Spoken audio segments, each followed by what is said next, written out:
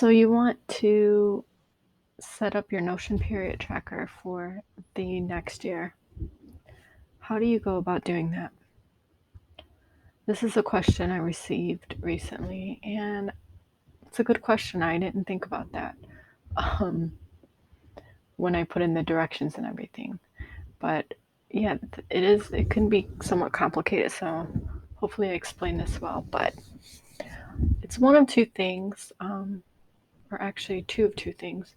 One, you are probably going to want to archive the 2022 before you go into 2023. So you would highlight all of these, right click, go to edit property, archive, and then select archive. That will put them in the archived view, and then it will have your default view cleared out. Okay. So when your default view is cleared out, you can just say new, January, and then go about entering your periods. You do want to make sure this month is not on any of your archived for the average relations.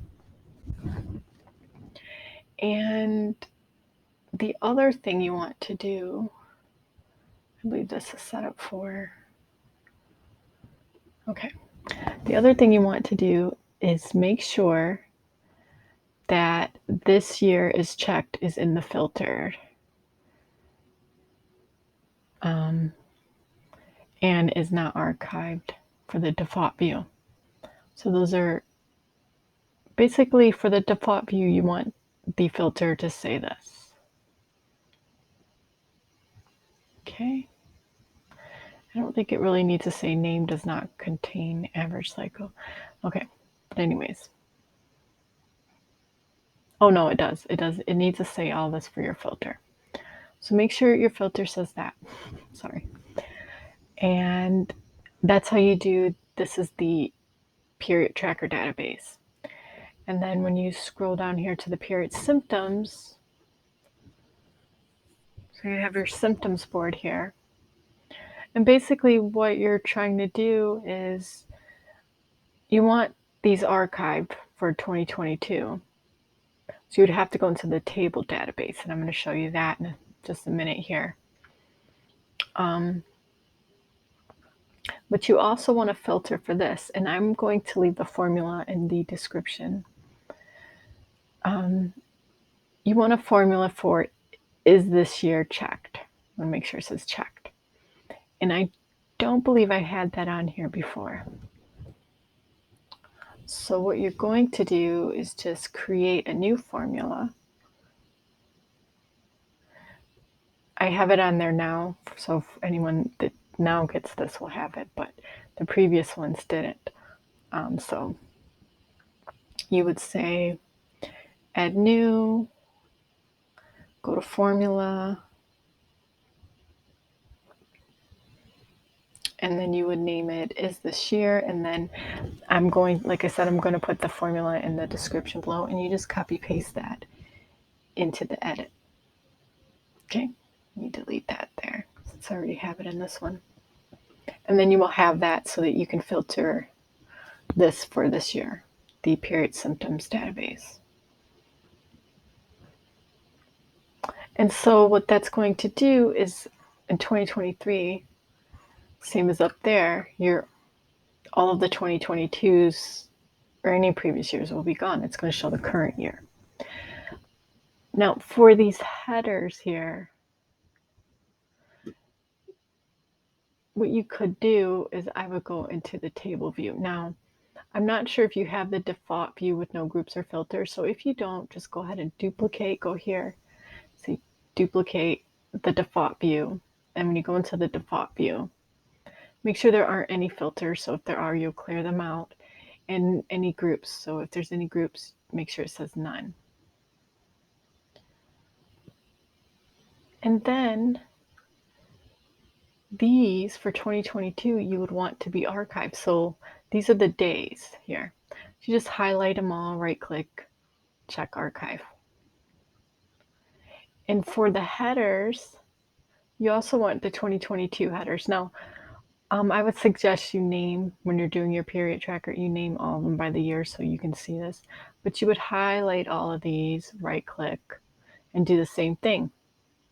You want to archive them, wherever archive is in here.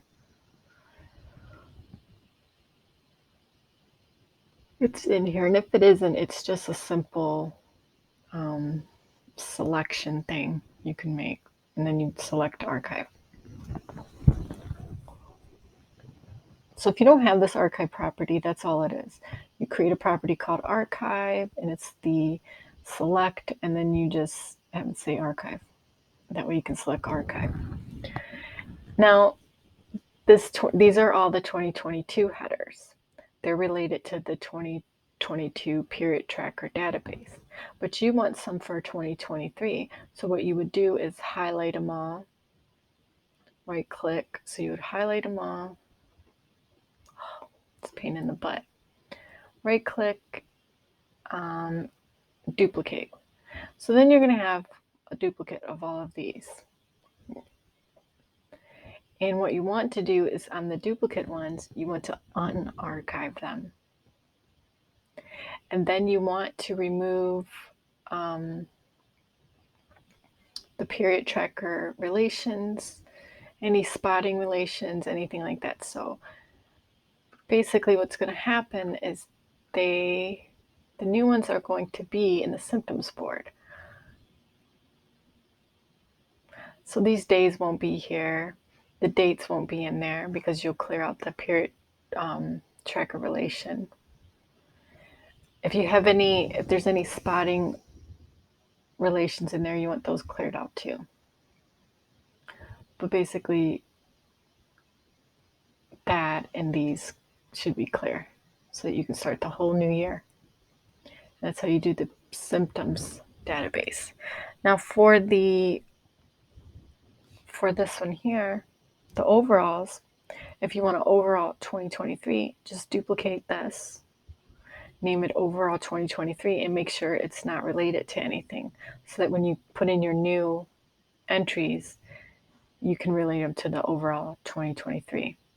And then this month is always this current month relation for the overalls. So you want to make sure that this month is whatever the current month is. And I believe that's it. And if there's anything weird showing up, just make sure if anything from the previous year is showing up anywhere, just make sure it is filtered for, and that could be any of these, filtered for this year and not archive. And that's how you would get everything to show for the current year and everything for the past year to be in the archived database. I think I put an archive database in here. And if there is an archive database, all it is it is the table view with a filter for archived. And that's it. So that's how you will set it up for the next year. I hope that makes sense. If it still seems a little confusing, go ahead and email me or leave a comment suggestion below. Like I said, I'm going to leave the formula for the symptoms database so that you can enter in a filter for this year. And that is it. I hope you like this video. If you do, go ahead and give it a thumbs up. If not, like I said, you can always email me and I will, if you need a better video made or anything, just let me know. Thank you and have a great day.